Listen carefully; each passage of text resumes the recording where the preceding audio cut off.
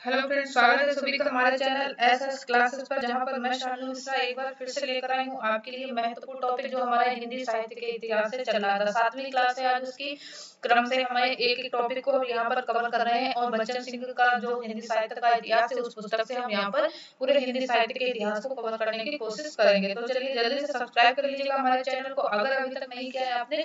और अगर आप हमारा इसी नेट जेआरएफ 2021 के लिए कंप्लीट कोर्स ज्वाइन करना चाहते हैं तो मुझे इन नंबर्स पर आप व्हाट्सअप कर सकते हैं, जहां पर आपको संपूर्ण जानकारी हम देंगे किस तरीके से हमारी लाइव क्लासेस होती हैं, कैसे नोट्स आपको वहां पर मिलते हैं, कैसे हम मॉक टेस्ट के माध्यम से आपके जो भी यानी जो उनका अभ्यास करते हैं, तो इन सारी चीजें वो सभी आपको इस एग्जाम के लिए मिलेगी। अगर आप वास्तव में इस नेट एग्जाम को क्रैक करना चाहते हैं तो जरूर ज्वाइन कीजिएगा हमारे इस कंप्लीट कोर्स को। चलते हैं अपने टॉपिक की तरफ जो हमारा चल रहा था रासो काव्य को आज हम यहाँ पर पढ़ने वाले हैं।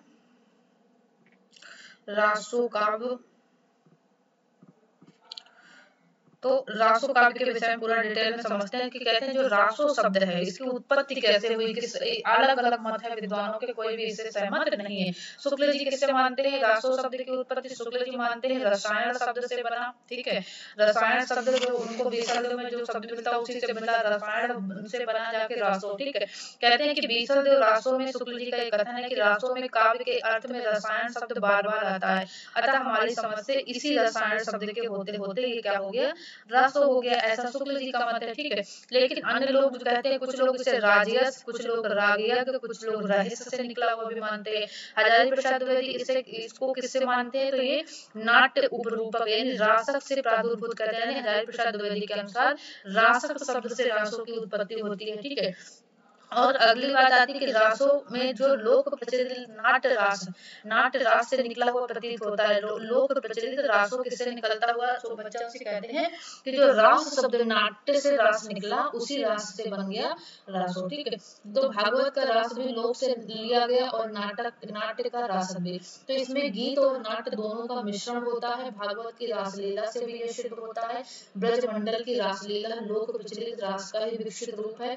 तो जैन अपभ्रंश में रास की लंबी परंपरा मिलती है। रास से ही रासय, रायण और रास शब्द बने, ऐसा वो मानते हैं बच्चन सिंह। ठीक है, और जैन रास मूलतः सांप्रदायिक है, किंतु साहित्य में प्रविष्ट होकर इसका रूप श्रृंगार वीर मिश्रित हो गया। तो इस तरीके से सभी विद्वानों के अलग अलग मत है रासो शब्द को लेकर। इसकी प्रकृति की बात करें, इस रासो काव्य की प्रकृति क्या थी, तो कहते हैं रासो काव्य की जो मूल प्रकृति थी वो कैसी थी, सामंतों और राजाओं के शौर्य और विकास का अतिरंजित चित्र प्रस्तुत करना। यानी रासो काव्य का जो अर्थ था कि वो मूल सामंतों और राजाओं के शौर्य और विकास का अतिरंजित चित्र प्रस्तुत करना है। सामंती चरित्र के अनिवार्य अंग है और शोभा भी है। कहते हैं शौर्य और विलास को में कौन प्रधान है, कहना कठिन है। शौर्य का प्रदर्शन विलास को लेकर है और विलास प्रियता को शौर्य को लेकर।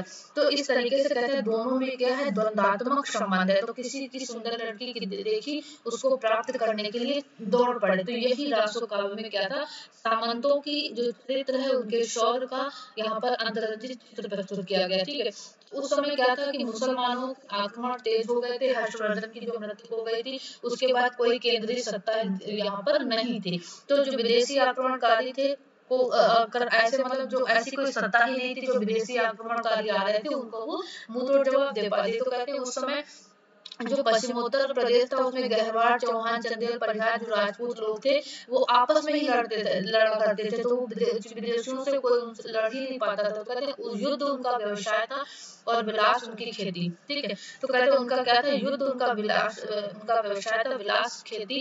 यदि कभी राजाओं से संधि होती भी थी तो किसी भी तुच्छ कारण से किसी भी समय वो टूट सकती थी। तो कहते हैं इन लोगों में कोई आपसी मेल नहीं था।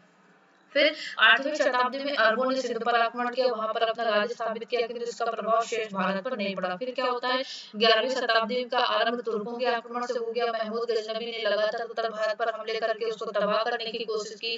कई बार घोड़े खच्चरों से उस देश की अपार संपत्ति सभी जानते हैं कि वो लेकर गया। सोमनाथ के मंदिर पर हमला हुआ है ना, अत्यंत मंदिर की जो भी स्वर्ण राशि थी, जो भी हीरे जवाहरात थे, उसको देखकर वो इतना भड़बड़ा गया, इतना कि उसको सब लूट कर ले गया। सोमनाथ के मंदिर में रक्षा 50,000 से अधिक लोग उसकी रक्षा के लिए मारे भी गए थे। तो इस तरीके से उस समय क्या था कि ये इन मुस्लिमों को आक्रमण चारों तरफ हो रहे थे, ठीक है। तो इस देश के राजपूत राजाओं ने इनका सामना किस प्रकार किया, इसका वर्णन नहीं मिलता, पर संस्कृत साहित्य में कहीं कहीं इसका उल्लेख हुआ है। अजमेर के राजा अजय देव ने मुसलमानों को परास्त किया, ऐसा हम संस्कृत साहित्य में देखने को मिलता है। उसके पुत्र अर्णोराज ने मुसलमानों को भारी शिकस्त दी। आना के पुत्र थे बीसल देव विग्रहराज, जिनको चतुर्थ कहा जाता है, के शासनकाल में मुसलमानी सेना काफी दूर तक घुस आई थी। उन्होंने उसे खदेड़ कर उसकी सीमा में लौटा दिया।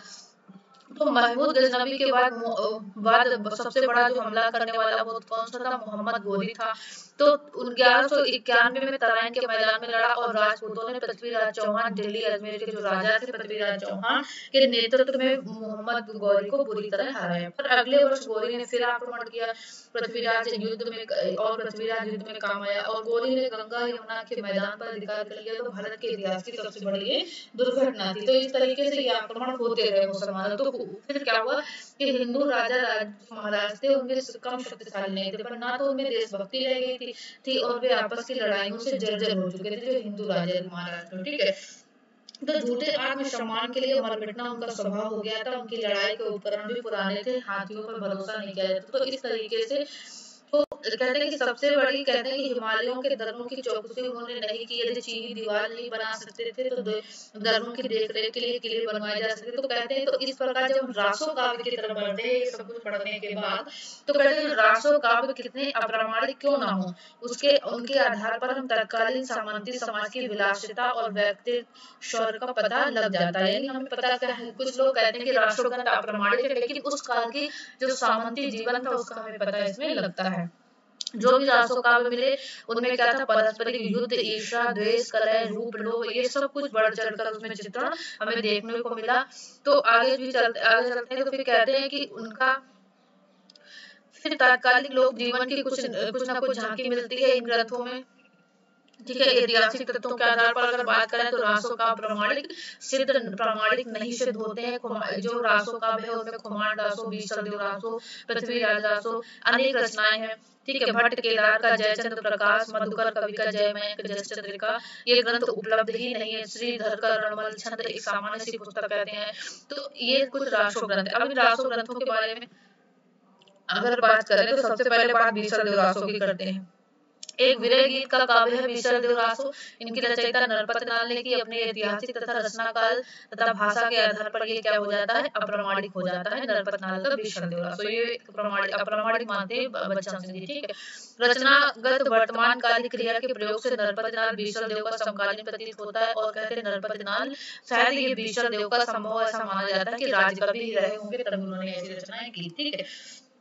अब बीसलदेव के विभिन्न प्रतियों में उनके रचना काल की विभिन्न तिथियां अंकित हैं। तो ये तिथियां दी गई अलग अलग, ठीक है। तो इस तरीके से इसकी प्रामाणिकता भी संदिग्ध रह जाती है, ठीक है। अगर भाषा के आधार पर बात करते हैं तो इसका रचना काल निश्चित नहीं किया जा सकता। ये गीत काव्य है और मौखिक रूप से गाया जाता रहा होगा ऐसा माना जाता है, इसलिए इसकी भाषा भी निरंतर परिवर्तित होती है। जो गेय काव्य होते हैं तो उस समय के साथ साथ उसमें परिवर्तन हो जाता है उनकी भाषाओं में। तो कहते हैं बीसलदेव का समय निर्धारित हो जाए तो समस्या के समाधान के निकट पहुंचा जा सकता है। तो आगे चलते हैं तो शुक्ल जी विग्रहराज जो चतुर्थ थे उनको बीसलदेव मानते हैं, ठीक है।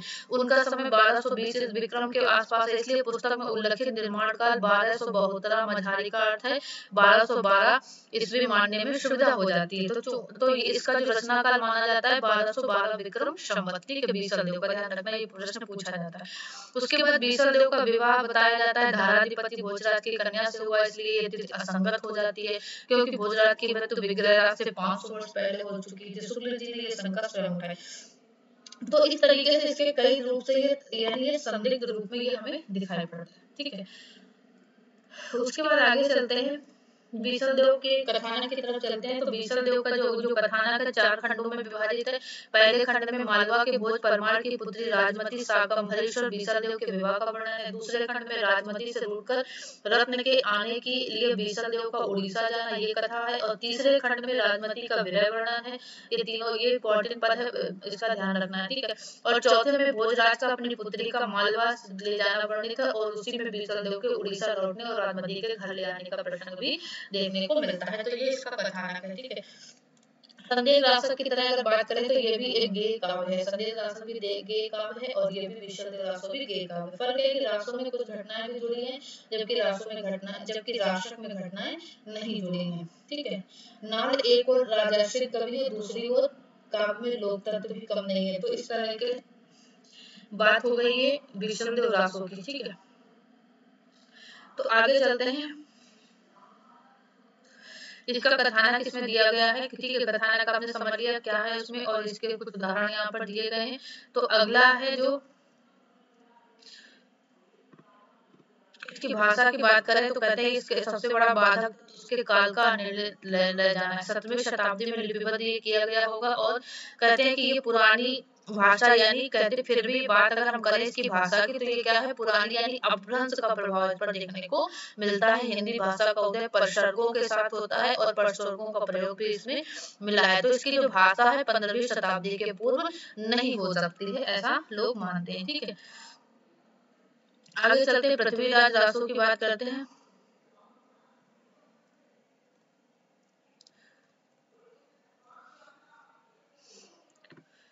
पृथ्वीराज रासो का रासो ग्रंथ है। ठीक है, 1126 से 1196 इनका समय काल था। चंद बरदाई ने लिखा पृथ्वीराज रासो, और ये पृथ्वीराज रासो का काल जितना अधिक महत्वपूर्ण काव्य है उतना ही अधिक विवादास्पद भी हो जाता है। और इसके बाद इसमें बात करते हैं कि रासो की इसकी जो प्रामाणिकता अप्रामाणिकता की बात करें, ये भी प्रश्न बनता है कि बहुत मतभेद है लोगों में। कहते प्रामाणिकता के पक्ष और विपक्ष में अरसे से लिखा जाता है कि रासो के रचयिता चंद्र के अस्तित्व में संबंध यानी बहुत सी बातें उठाई गई कि ये प्रामाणिक है कि नहीं है। ठीक है, लेकिन रासो की प्रामाणिकता और जो अप्रामाणिकता का विवाद चलता रहता है, और उसमें किस तरीके से तो इसकी बात कर लेते हैं। अगर प्रामाणिकता अप्रामाणिकता से 3 प्रकार के मत मिलते हैं। कौन कौन से? रासो पूर्णतः प्रामाणिक रचना है और रासो पूर्णतः अप्रामाणिक रचना है, और कोई कहता है ना तो अप्रामाणिक और ना ही अप्रामाणिक है, ये अर्ध प्रामाणिक है। ठीक है, तो तीनों मत के मानने वाले लोग हैं। जो प्रथम मत है, जो लोग मानते हैं कि ये पूर्णतः प्रमाणिक है, उनमें है मोहनलाल विष्णुलाल पांड्या, मिश्र बंधु और श्याम सुंदर दास। इंपॉर्टेंट पद है ये, ध्यान रखना, इससे क्वेश्चन आता है। और जो दूसरा है जो अप्रामाणिक मानते हैं, उनमें से पांडे जी ने प्रमाणिक सिद्ध करने के लिए एक आनंद संवत की कल्पना कर ली, और उसकी भी ऐतिहासिकता सिद्ध नहीं हो पाई। तो वस्तुतः इसके पक्ष में जो तर्क दिए गए वे बुनियादी तौर पर कमजोर है, अंधश्रद्धा के शिकार हैं। ठीक है, और बुल्लर, गौरी शंकर, हरिचंद ओझा और देवी प्रसाद कबीरदास, श्यामल दास और रामचंद्र शुक्ल इसे जाली ग्रंथ कहते हैं। ठीक है, ओझा जी ने वैज्ञानिक पद्धति पर उसकी पड़ताल करते हुए प्रमाणिक सिद्ध कर दिया। ठीक है, तो इस तरीके से सभी। और तीसरा मत जो आता है जो अर्ध प्रमाणिक मानते हैं, वो है मुनि जिन विजय और हजारी प्रसाद द्विवेदी का। हजारी प्रसाद द्विवेदी और मुनि जिन विजय को क्या करते हैं, ये पृथ्वीराज रासो को अर्ध प्रमाणिक मानते हैं। तो आगे चलते हैं पृथ्वीराज रासो के संबंध में। तो कहते हैं कि ये क्या है, पृथ्वीराज रासो नामक काव्य लिखा, कहते हैं कि ये इसमें बहुत बड़ा यानी कि 4 बृहद रूपांतर है इसमें रासो काव्य में है। वो कौन कौन से? एक बृहद आता है, मध्य, लघु और लघुत्तम। ये 4 रूपांतरों में ये वर्णित है। ठीक है, और इनमें कहते हैं कि कोई भी जो है इसमें किसी को भी प्रामाणिक नहीं माना जा सकता है, और कहते हैं जो इनका सबसे छोटा इसका भाग है लघुत्तम, उसको भी माना नहीं जा सकता है। तो इस तरह के बहुत। और इसकी बनावट की बात करते हैं अगर पृथ्वीराज रासो की, तो कहते हैं का रासो पारंपरिक पैटर्न को ग्रहण करते हुए अपनी समग्रता में मौलिक है। और मंगलाचरण, सज्जन, दुर्जन, प्रशंसा, निंदा, नक्षिक वर्णन, ये सब कुछ इसमें क्या है, परंपरा से युक्त देखने को मिलता है। इस और लेकिन कहते हैं कि ये न श्रृंगार गाता है, न वेद गाता है, न उनका मिश्रण है। ये एक राजनीतिक महाकाव्य है। दूसरे शब्दों में कह सकते हैं कि राजनीतिक महाकाव्य की त्रासदी है, ऐसा माना जाता है। ठीक है, क्या कहा जाता है इसको? राजनीतिक महाकाव्य की त्रासदी कहा गया है किसको? चंद्रबरदाई कृत पृथ्वीराज रासो को। ठीक है, आगे चलते हैं। इसका कथानक है, इसके संबंध में कथन है कि विलास के अभाव में सामंत नहीं हो सकता, ये उसकी शान है। पृथ्वीराज चौहान कम विलासी नहीं है, किंतु उसका विलास विवाहित स्त्रियों की सीमा में बंधा हुआ है। पत्नी के प्रति अत्यधिक अनुरक्त अन्य महत्वपूर्ण कामों में बाधक हो सकती है, पर वो अपने आप में असामाजिक है। इच्छनीय, सशीलता, संयोगिता के विवाह वर्णन में कहीं पुनरुक्ति नहीं है। तीनों विवाह तीनों तरह के हैं। इच्छनीय का विवाह उसके पिता द्वारा निश्चित किया गया, सशीलता का पूर्व अनुराग जन्य है, और संयोगिता का स्वयं विवाह है। तो इस तरीके से इसमें अनेक घटनाएं देखने को मिलती हैं। ठीक है, आगे चलते हैं। ये सब उसी के कथानक की बात है इसमें, ठीक है। अगला जो काव्य आता है रासो काव्य, उसमें उसकी अगर हम बात करें तो परमाल रासो आला खंड की बात करते हैं, ठीक है।